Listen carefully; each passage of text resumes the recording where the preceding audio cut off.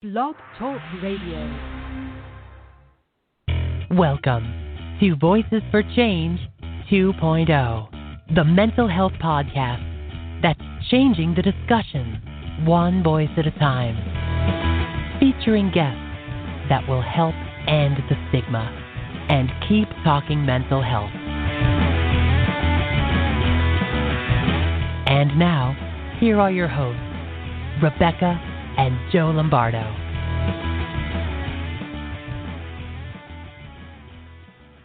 Hey, good morning, and welcome to Voices for Change 2.0. Yeah, thanks for tuning in this morning, you guys. We are so happy to have you tuned in and listening to us and welcoming us into your homes and your busy schedules and your whatnot, listening to our humble little show. So we're happy to have you. Absolutely. Hi there. How are you doing?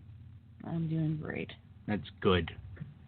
So today's show is starting out on a bit of a somber note, unfortunately.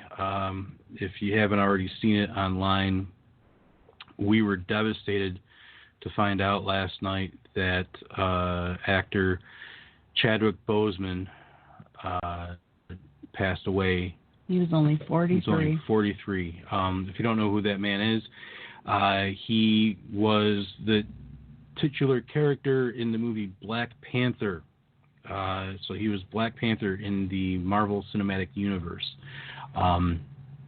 He played a lot of great roles on top of that. Jackie Robinson, Thurgood Marshall. He's just an incredible actor. James Brown.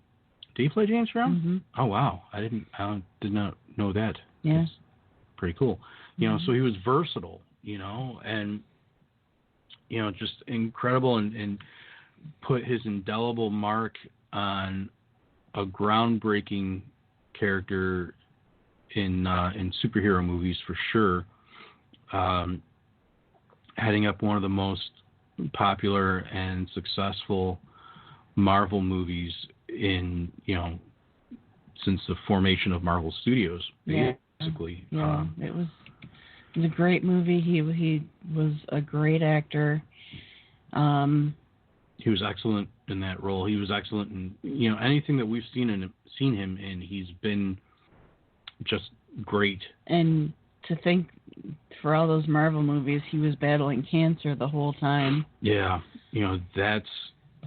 that's groundbreaking. I said that word wrong, didn't I? Groundbreaking. Just thinking about it, he'd been battling cancer since 2016, and during the course of that time, he made not only the Black Panther movie, but he made Captain America: Civil War. He was in Avengers: Infinity War, Avengers: Endgame.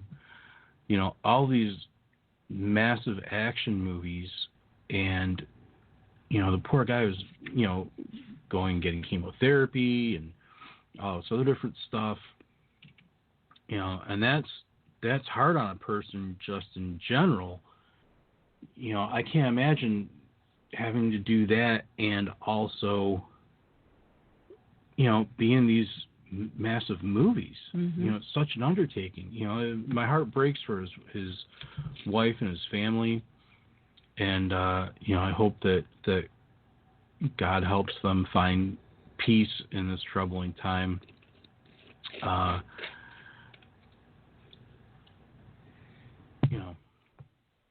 It's just tough. Yeah. It's just really tough.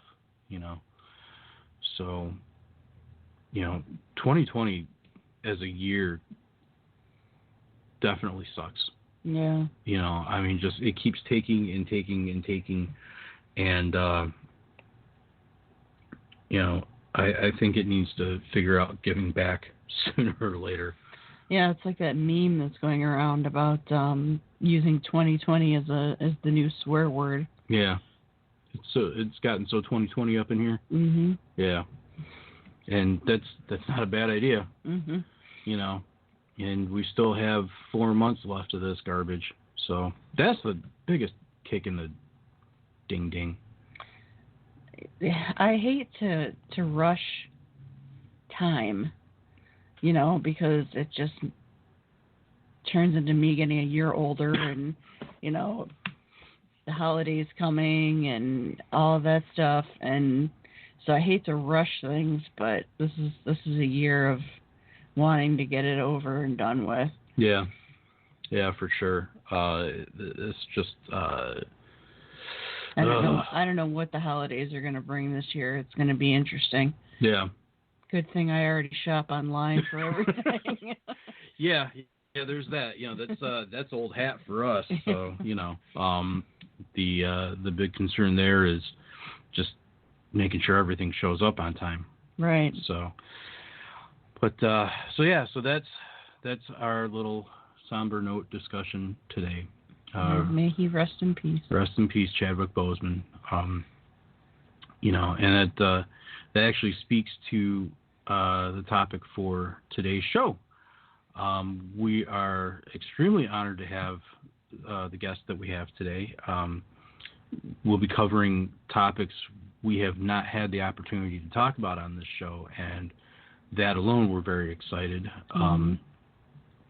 So our guest is calling in from the lovely city of Toronto, which Beck and I are huge fans of. We will make our way back there again one day. As soon as we get our passport. Yeah, we got to get our passports again. But it is what it is. So ridiculous. But anyway, this is a man of many talents, and we're going to talk with him about all of his talents. He's a new friend of the show. Yes. I discovered him a couple of weeks back when I was posting about looking for guests to fill in for today's spot.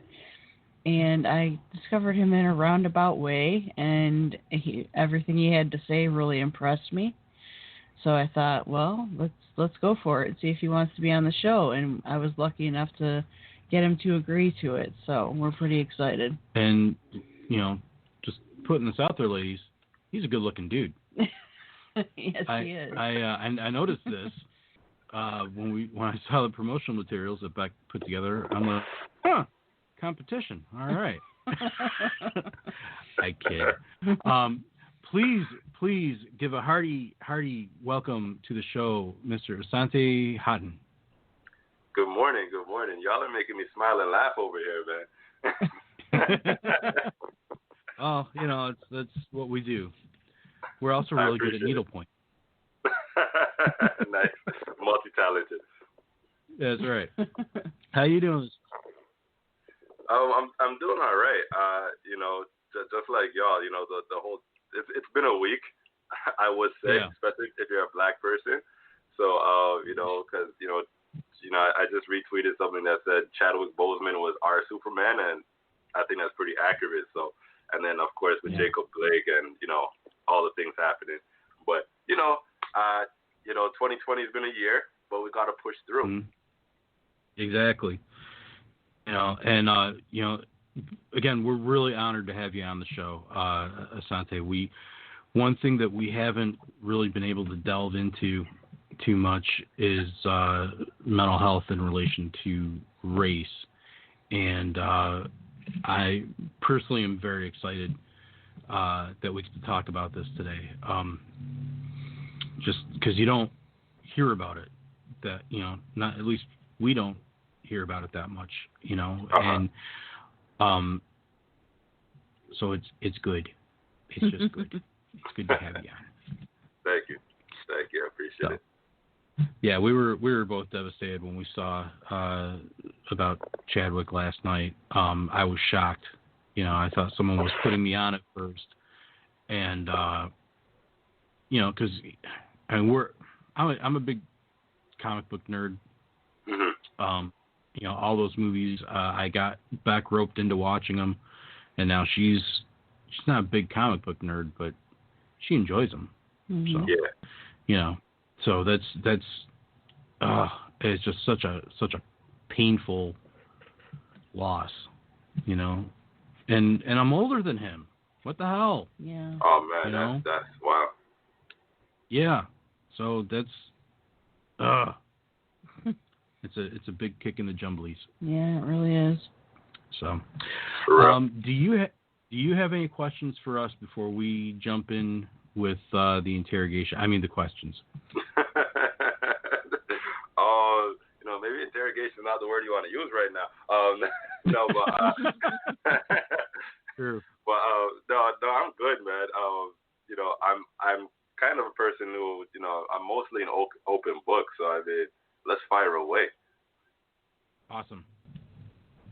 Well, we're going to start with a question that we generally ask all of our guests out of the gate. Where does your mental health journey begin? That's an interesting question. As soon as you said it, it made me really think, like, not just about my own personal experience, but like my familial history, right? Mm-hmm. So I mean, you could make arguments that my mental health journey began generations ago. There's I don't talk about this publicly that much, but there's been let's just say traumatic events that have been happening in my family for generations, and then you think about I was born in Jamaica, raised in Toronto, but my family is Jamaican, and how did black people get to Jamaica? We talk about slavery, so I mean historically we could go back a long way and really look at how trauma has kind of just been carried over for generations. But on a more personal level, I would say, I mean, I started noticing some changes when I was around grade 6. I stopped wanting to go out with my friends as much. But I wouldn't say I was like doing badly. It was just, there were some things happening in my life at that time with my father, and our relationship was like quickly deteriorating, and I was losing hope that it would ever improve. When you're about to hit puberty, you kind of like you start gaining awareness of the world, and things start to sink in a little bit. So I think that was one of the things, and then I had to move across the city, after my grade 8 year, and I lost a lot of my friends, and there was a lot of isolation there. And then after my grade 9 year, my mom had a bit of a, I don't know what to call it, but all I know is the crisis line showed up at our house, and me and my brothers learned that she was suicidal, which was a shock to us. And then the next like year and a half, 2 years, she spent in and out of the hospital, and my isolation and the things that were happening in my life, compounded with that, the depression rose within me quickly, you could say, and anxiety became a real debilitating thing around that time as well. Yeah, that's one thing that we've seen during the course of doing this show is that puberty has a massive impact on mental health. It seems like right around those years when it hits, your teen years all the way into like your early 20s, you get all these emotions hitting you all at once, and it's funny because I'm seeing now. We've talked about this on the show before. Our great niece lives with us, and she's 21 months old, and she's starting to get hit with all of her emotions, and you can see she doesn't know how to control them yet. So she flips from crying to laughing like that. And thinking about it, when we're hitting puberty and all these new emotions are coming through, and you discover the opposite sex, or for some folks the same sex, and just you start to develop feelings for other people, and all these different things start hitting you, jealousy and whatnot, and trying to get a handle on that. You get overwhelmed. Oh yeah. And then, with what you had going on, dealing with your, what your mom was going through and all that, it's just, it compounds, and, I know for us growing up, we didn't really have much of outlet or a way of learning how to cope with that. It's not exactly something they teach in school. Right. Yeah. It should be, but it's not. So, and then the other thing I wanted to mention too is you mentioned going back generations, and I guess studies have shown that I guess certain types of trauma can actually be passed down through generations. It's in DNA, and that's when you add that on top of everything else that you're struggling with, man, it's a lot. It is. It really is. Yeah, I agree with y'all. But but again, it's like, when you're a kid, you have no idea what to do with these things, and I've been like lucky enough or privileged enough to I got a lot of support that I didn't even realize was support back then. Just in the sense of my teachers at school just made things a lot easier for me. I went to a school where there were a lot of quote unquote bad kids and kids that were like in and out of jail, and kids that like every other school that they'd gone to had given up on. And so the staff at the school I went to in high school, they were very compassionate and very like understanding, and had a lot of sympathy and empathy for the students at their school, and really gave a lot of leeway in terms of like attendance and showing up late and handing in assignments late, and making accommodations to do tests and or do a test over if you really messed it up, things like that, which for me just like took a huge weight off my shoulders, because I knew that if I could kind of all the homework I got for a month, that if I did it if I did it late and handed it in a month late, the teachers would still accept it as long as I got it in before they had to put their marks in and things like that. And then, supporting me sometimes with like financial things, or, buying me food. And so those little things I think that really count, when folks are going through something. Absolutely. Yeah, for sure. That's awesome. It's good that you can look back on that time with some positivity. That's really impressive. Yeah, for sure. And God bless those teachers, and it's hard out there, for the teachers for sure, and number one, I'll say really quick, they don't get paid enough. Mm-hmm. Oh no. Not remotely. They don't get paid enough. And I lost my other train of thought. It happens when you get older. So what caused you to want to advocate for the mentally ill? That's an interesting question, because like the way I went through it, like I had so much self-stigma, I think, that by the time I started to get a hold of my own challenges, when I was around, 23, 24-ish, in that age range, when I was, just exiting post-secondary school and starting to get, start real adult life, so to speak. I had no intention to ever like talk about, the hardest part of my life ever again. And then, I was volunteering at an organization that it was a mental health organization, and, they were starting this new program to partner with schools to have young people who have experienced mental health challenges talk to other young people in schools about, their story and, where they started and, how they've been able to manage on their journey. So I kind of got voluntold into doing that, because like I was like this really shy dude back then, and just was like, I was so shy that I didn't even know how to say no. That's like where I was at.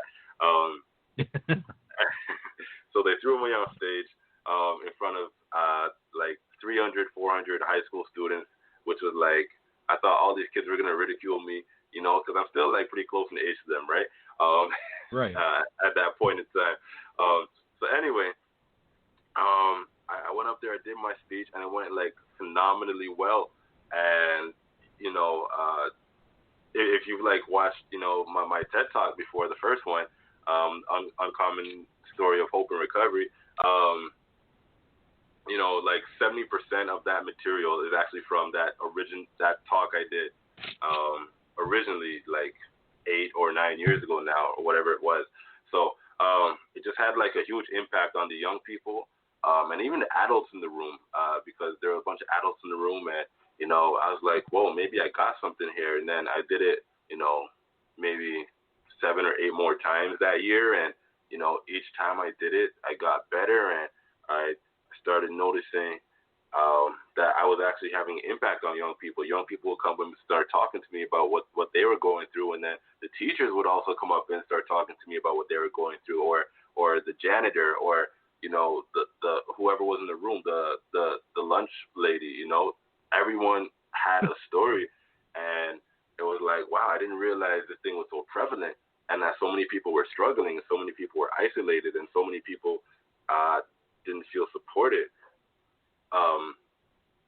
And so because of that, it was like, I need to just keep doing this. And, the more I did it, the more I realized how much impact I could have. And, I've been privileged enough to like be able to kind of, make a career out of it, and, pay my bills by talking about like real things. That's awesome. Yeah. That's really cool. Yeah. Definitely. Yeah, very, very cool. Yeah. And, it's funny because you mentioned your TED Talk, and I had a question about it later on in our questions, but you brought it up, so I might as well ask you now. You've done 2 TED Talks. How did you get involved with that, and where can people see them? Yeah, that's a good question. How come, I got involved because, I kind of always wanted to do one. And I had a friend, or I have a friend, I should say, who, did a TED Talk before, and, what's happening there? And that friend, they had some contacts with the TEDx youth group here in Toronto, and nominated me for the talk, and that's kind of how it happened for me. So I mean, yeah, a little bit of nepotism, or maybe a lot of bit of nepotism, but I'd also like to say to some extent I earned it, because I've just been doing a good job of doing this thing for so long, and someone noticed and said, hey, this is someone you should look out for. And yeah, so that's how the first one happened. And I guess I did the first one well enough that someone in the audience who was organizing another TEDx, a few months down the line, was like, hey, we want to invite you to do one here. They wanted me to do the same thing, but I didn't want to do the same thing, so I decided to tell a different story that I at that point had never actually told out in public before, ever. It was like the first time I'd ever told that particular story in any venue out loud, or to anybody really. Wow. So yeah, and that's kind of how those 2 things happened. So a lot of my life has been very serendipitous. Sometimes I don't really know how these things develop themselves. They just kind of seem to fall into my lap, and I just catch them and run with it. Nice. Yeah. That's very cool. That's very cool. So, would you tell us a little bit about what Cypher is and where it can be found? Yeah. Oh, I didn't even tell you about where the TEDx talks can be found. So I mean, so they can both be found on YouTube. This is so terrible of me, but I forget the actual like titles of each one. But you throw my name into YouTube, I have a pretty unique name. It'll come up. So TEDx Youth Toronto was the first one, and the second one was TEDx Martin Grove. They're on YouTube, pretty easy to find. And yeah, Cypher. Oh my God, Cypher is just like amazing, life-changing thing for me. Like it's just been really cool to. First, let me explain what it is before I start telling the story about like why I love it so much. So, okay. Cypher is it's a musicians and, the director. Essentially what we're doing is it's for a platform called Stories for Caregivers. And what we really want to do is we're talking about peer support from the aspect of caregiving. So we are, hearing the stories of individuals who have been cared for by others through, mental health and addiction challenges, or hearing from the people who are doing the caregiving of others who have or continue to experience mental health and addiction challenges. So what we do with these stories is, we interview the subject, so to speak, and we hear their story, and then the musicians come in, create an original song from scratch about that story. And what we try to do is we try to get musicians from different genres. So it's like a mashup of, like a rapper and like indie folk singer, and boom, they come together and create a song about this person's caregiving journey.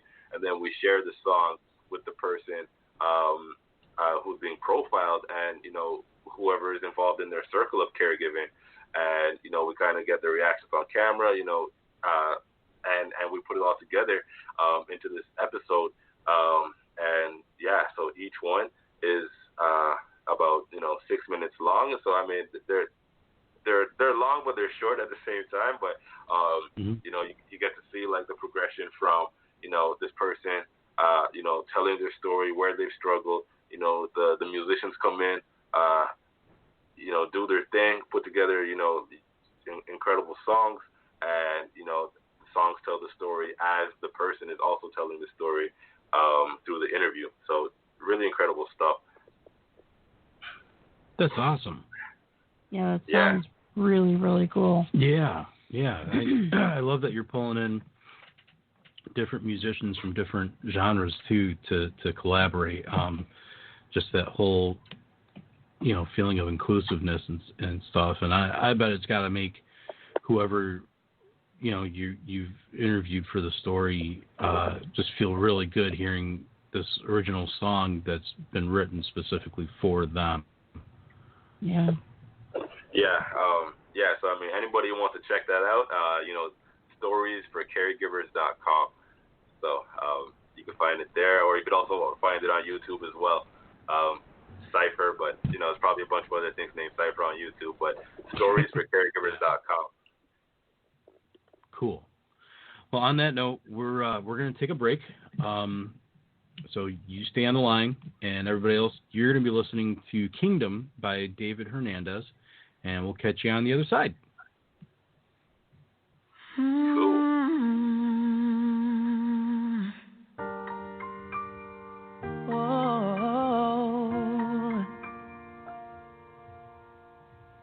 Sat atop a throne, built a world around, giving blood and soul for the right to bear this crown. You came in like a whisper, hit me like a battle cry, breaking my defenses when you don't even try. Every little part of me says no, every little part of me just won't let you go. Giving in and giving you control. You know the words that tear down these walls. 'Cause you're taking all from me. Take all the air I breathe. I've always held on to my reins, but I'll put my kingdom in your name. 'Cause you're taking all from me.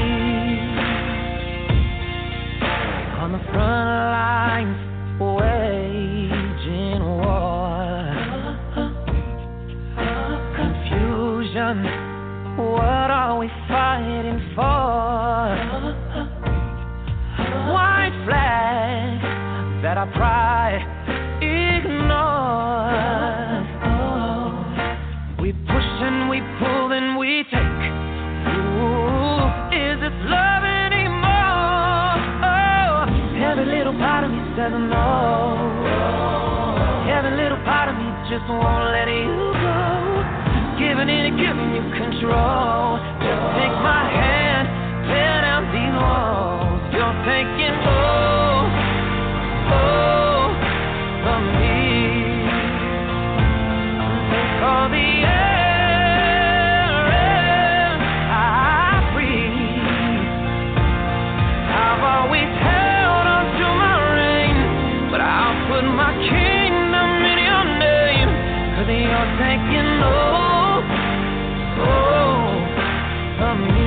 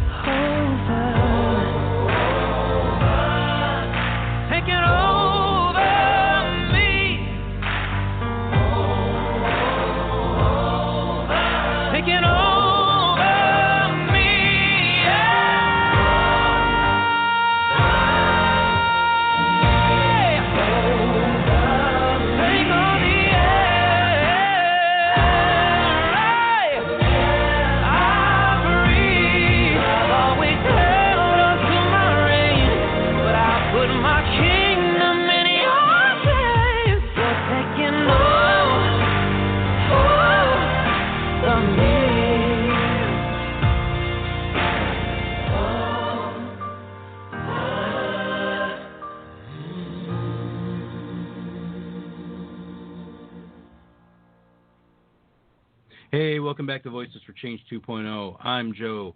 She's Rebecca. She's cute as a button. Look at her just sitting there with her little grin on her face. So stinking cute. I'm a lucky dude. I'm a lucky dude. And we have on the line with us today the lovely and talented Mr. Asante. Why do I keep wanting to screw up your last name? Haughton. You know what's funny? Everyone struggles with the last name, but not the first one. Yeah. Yeah, well, you know, I mean, we grew up in the 80s, and so, you know, Armand Asante was a well-known actor at the time. Yes, you're right, so, you're right. Yeah, so your first name's simple, man, but, you know, we live in Michigan, and in Michigan, there's a place up north called Haughton Lake that is spelled similar to your last name. So I see your last name, and I know it's Haughton, and I keep wanting to say Houghton, and it's wrong. Yeah, so the way I normally explain it to people is hot and bothered without the bothered part. So. Yeah. Well, that makes sense. Yeah. You know, it's funny. Like that explanation actually came from some kids making fun of me in like grade 8. So that's how that came about. But that's a great story to have for it, though. Right. You know. So. All right. So a subject that we don't usually get to cover is the impact of mental health in relation to race and racism. What impact does mental health have on race relations and racism, or is it vice versa? Hey, that's a great question. I've never actually had that one before. You know, I mean, now you got me thinking. You know, I guess the first thing I'll say is, I mean, for me, there's like an obvious impact. But you know, if we're looking at like racism going in the direction of mental health, you know, just racism on like personal levels and also like systemic levels, just create circumstances where folks are more likely to experience mental health challenges. You know, stress is one of the things that I don't think we talk about enough in society in terms of like the significant negative impact that prolonged stress can have on a life, you know, on somebody. And so, you know, when you look at folks who have, you know, mental health challenges and experience mental health challenges, you can normally pinpoint some level of like, you know, either accumulated stress over a lifetime or an extremely stressful event, or some level of trauma has occurred there, right? And so now, you know, when you bring racism into the mix,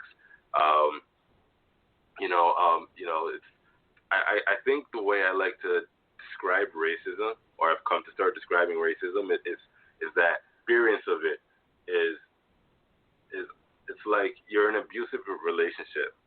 So if you live in a racist society, it's like being in an abusive relationship. It doesn't mean that you're experiencing like racism every single day and it's present it is present in different ways, but it doesn't mean that like direct racist things are happening to you every single day, but it is happening and you don't know when it's going to happen, and there's always this anticipation for it, and there's always this anxiety around it, and it's also getting in the way of a lot of things.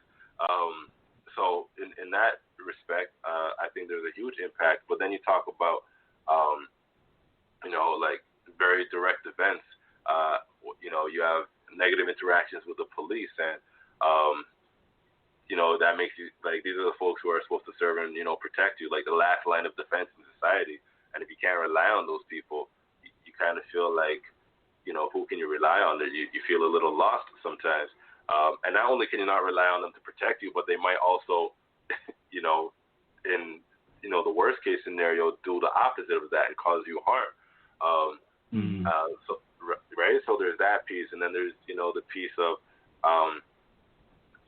things like it's harder to get an apartment, things like being ignored by teachers in class growing up, and mistreated by school faculty. And so it's like I think a lot of people think about racism from the standpoint of someone calls you as a black person, someone called you the N-word, or someone, I don't know, just did some like screwed up thing directly to you. But it's really like, I mean, those things hurt and are damaging, but it's really those like day-to-day like cumulative effects that kind of over time make you feel like there's really like that everything is really challenging, and there's less hope for you and having a positive outcome in society, because in the institutions that you find yourself in,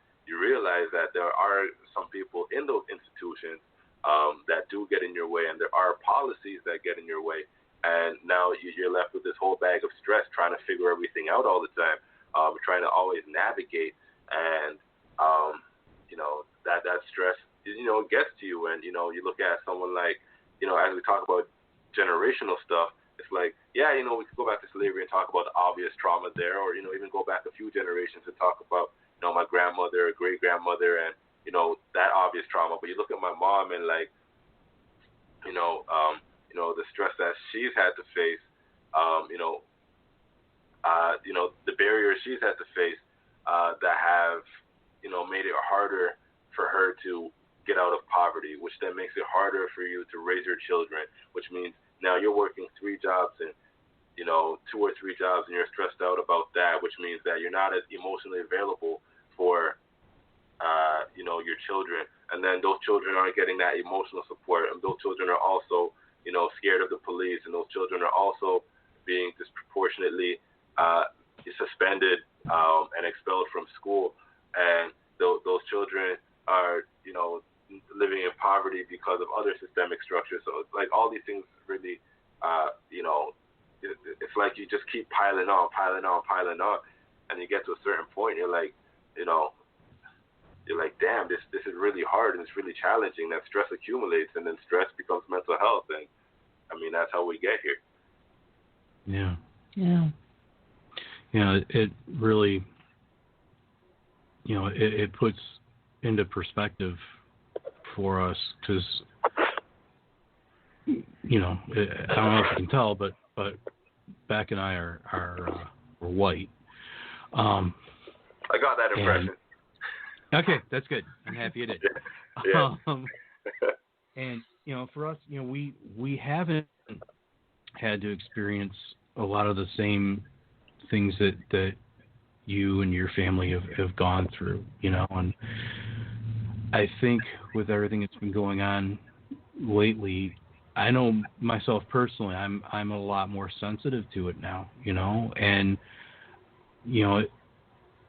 it's a hard pill to swallow, quite honestly, my heart breaks because knowing that, you walk around all day and you're hyper vigilant and, you don't know if you can rely on, the police or, the courts or anything like that for a situation that you might have going on, and that one little thing can flip the script on you. That's like being in a slap fight with a friend, and it's coming. You have no idea when it's going to happen, and then just boom, one day it hits you out of nowhere. And so, yeah, I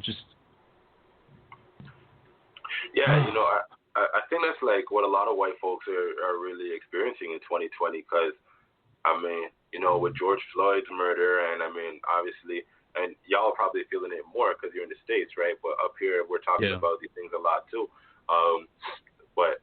George Floyd's murder, then you go to Breonna Taylor and Ahmaud Arbery, and then all the names that have happened since, and then before. Anyway, there's a lot happening, and I think that like it's really front and center right now in a way that maybe a lot of white folks didn't like see or pay attention to before.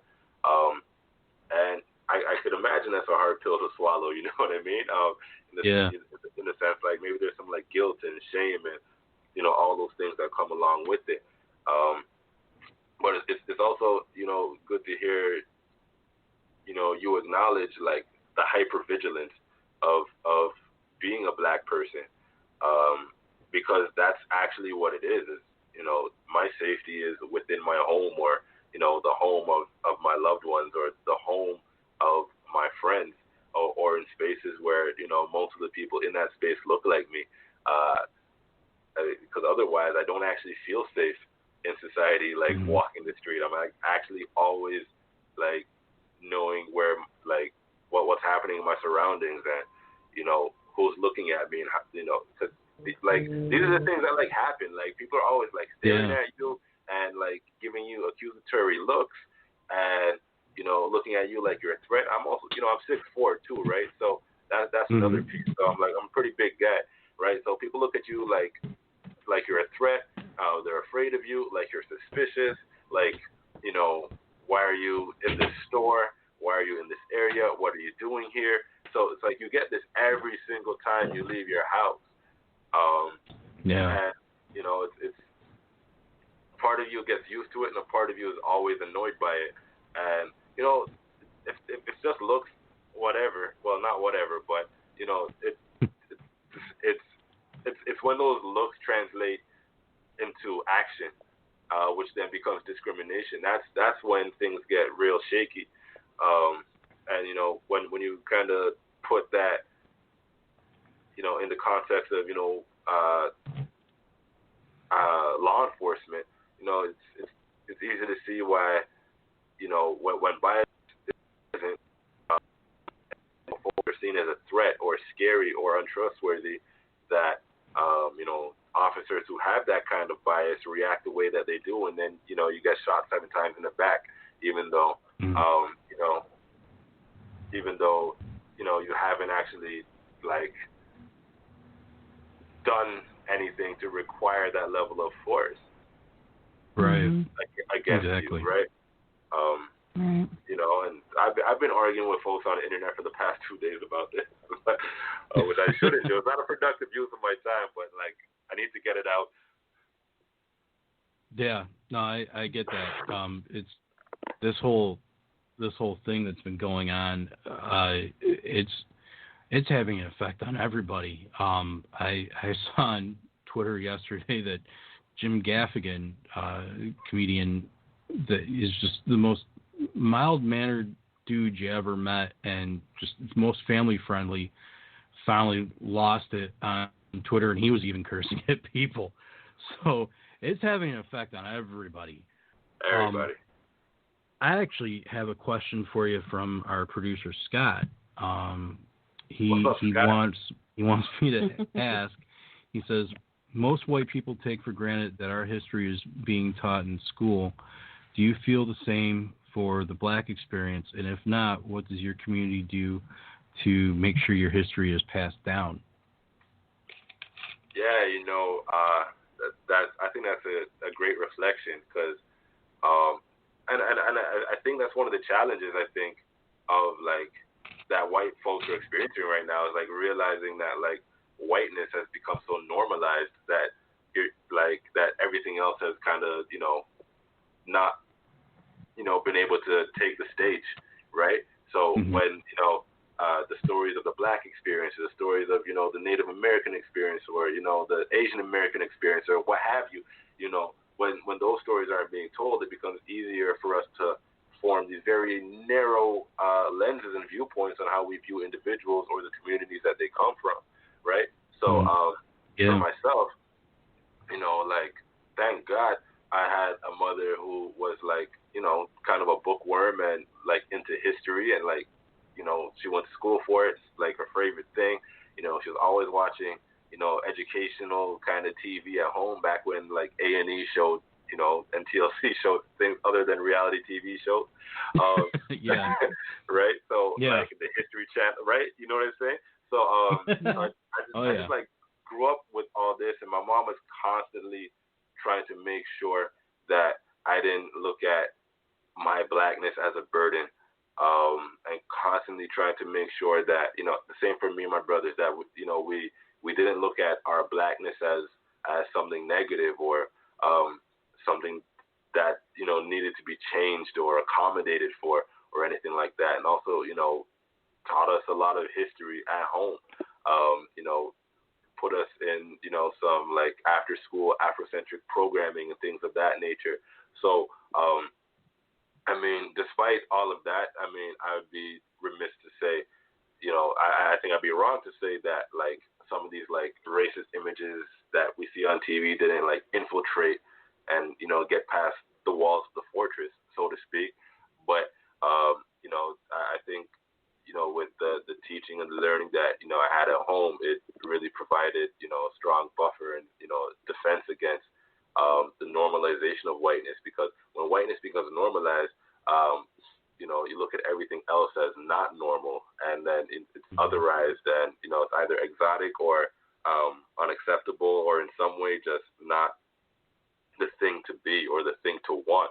And I grew up like, for me it was like growing up, how black could I possibly be? That was like my thing. It wasn't like I was trying to like reduce my blackness.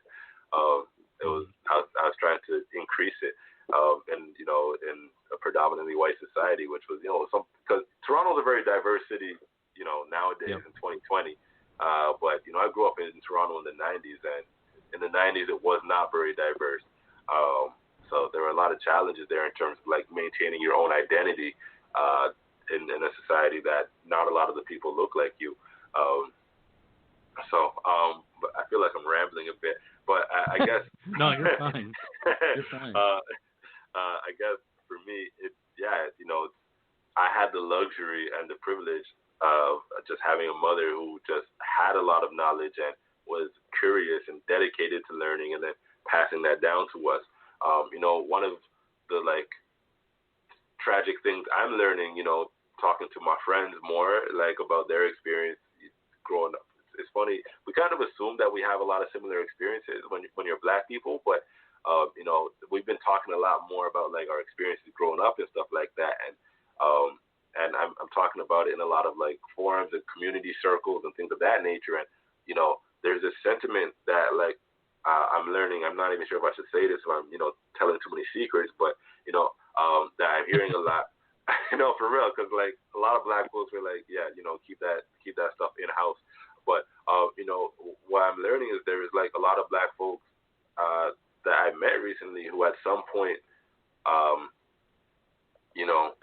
whether it was to avoid discrimination or racism, whatever, but there was a point where whiteness was something that they wanted to move toward, whether changing their skin color or in terms of culturally, etc., whatever, and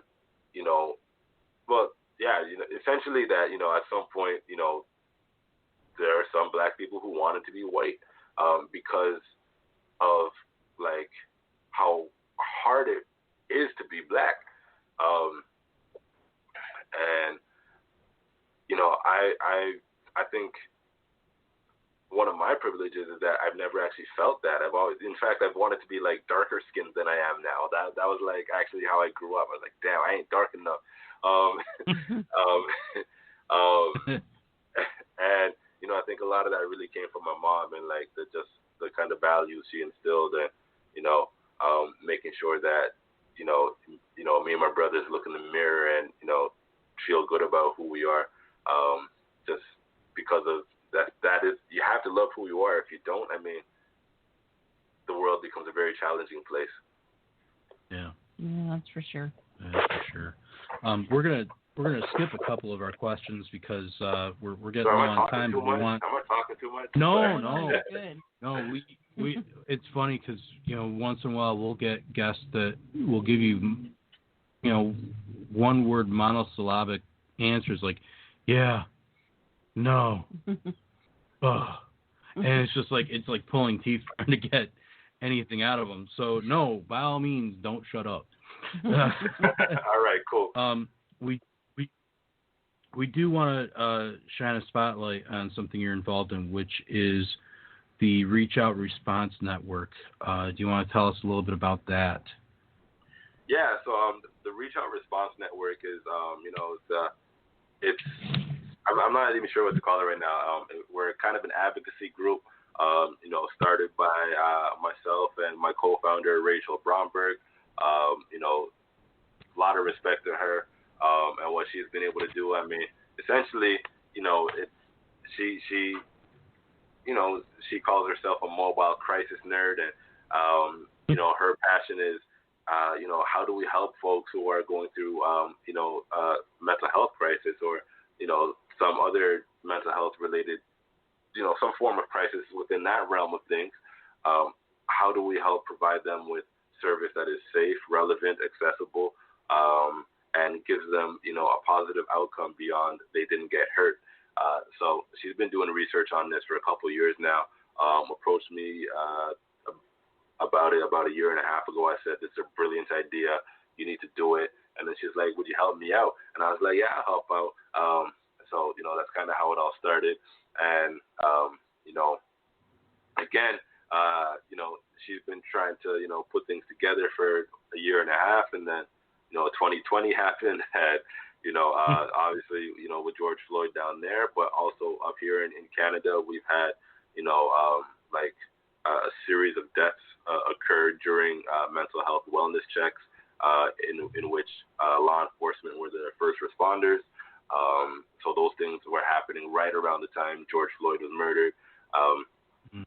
So a window of opportunity opened in terms of a conversation around, obviously racism, but, thinking about mental health and law enforcement and, crisis response and what do all these different things look like. And here in Toronto on June 30th, the city of Toronto voted to, I guess, take a different look at what mental health service or crisis response can look like in Toronto.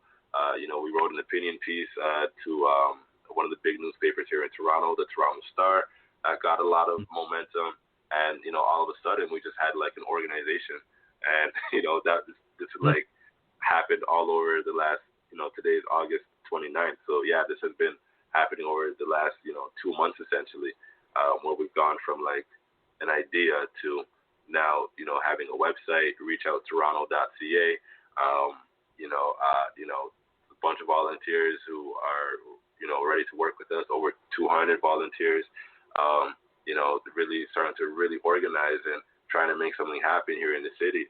Of course, the big thing, the big challenge is always resources and funding, and we're trying to figure that piece out. And I think we have a great idea on our hands, and we're starting to turn that idea into data and put reports together. And with that data and those reports, we're gonna build a implementation plan and a model, and we're gonna keep knocking on the door to essentially see if we could get the support required to at least inform what the revision of prices like. Wow. So that was a mouthful, I know. Yeah, no, but that's quite an undertaking, and it's cool that you guys have gotten such great momentum on it in such a short period of time. Yeah, for sure. Love to see something like that down here in the U.S. I think we need it for sure with everything that's been going on. Yeah, yeah, I think we all need it for real. Yeah. So. Well, we're coming to a close here with our time with you. So, really quickly, we just wanted to offer the opportunity to talk about your social media pages with our listeners so that they can come check out and see what you're up to next. Yeah, anyone who wants, I'm on Twitter and Instagram mostly. So on Twitter, my handle is ASANTE capital V, Asante V. On Instagram, it's nerdy.black.guy, which I think is, saying a little bit too much. No. But yeah, that's where you can find me. I'm often posting about, social justice things, mental health related things, and, sports, and every once in a while you get some funny jokes and memes. So. Awesome. Well, that's great. Thank you so much for being with us today, Asante. We'd love to have you back anytime. Absolutely. You are absolutely a new friend of the show, and hopefully a long-term friend of the show. And if there's anything new coming up down the line, we definitely want to highlight it. And personally, we look forward to getting to know you a lot better outside of the show. So stay on the line.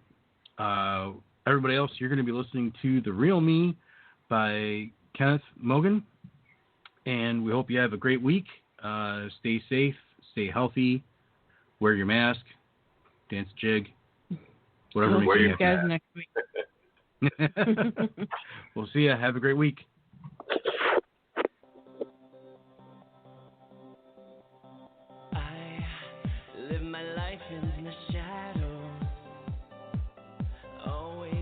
To hide, didn't think I was worth it. Words stuck in my mind, like a crescent moon in the night sky. You're my light in the darkness. Time beside your hand in mine. Never thought I'd find this. I've been waiting my whole life for you.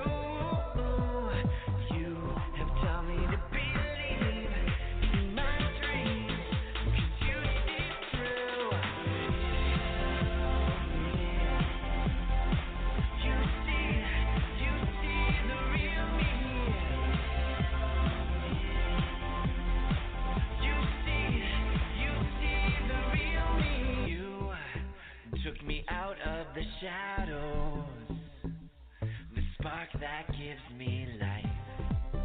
Your love took all my sorrow and made everything alright. Like a crescent moon in the night sky, you're my light in the darkness. Time beside your hand in mine, never thought I'd find this. I've been waiting my whole life for you. You have taught me to believe in my dreams, 'cause you see through. You see the real me. You see the real me. Dark inside, your love is my light for eternity. It's just you and me. What haters say, we were born this way for eternity. You and me. Like a crescent moon in the night sky, we shine through the darkness. Time beside your hand in mine.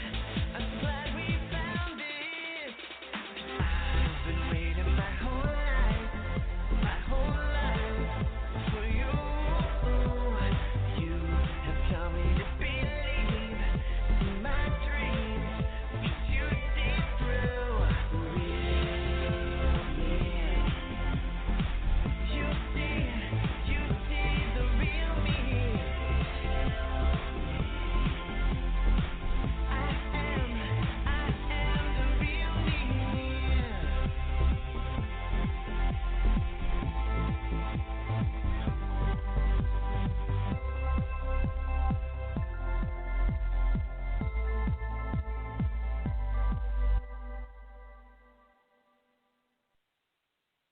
as well as on his Twitter account.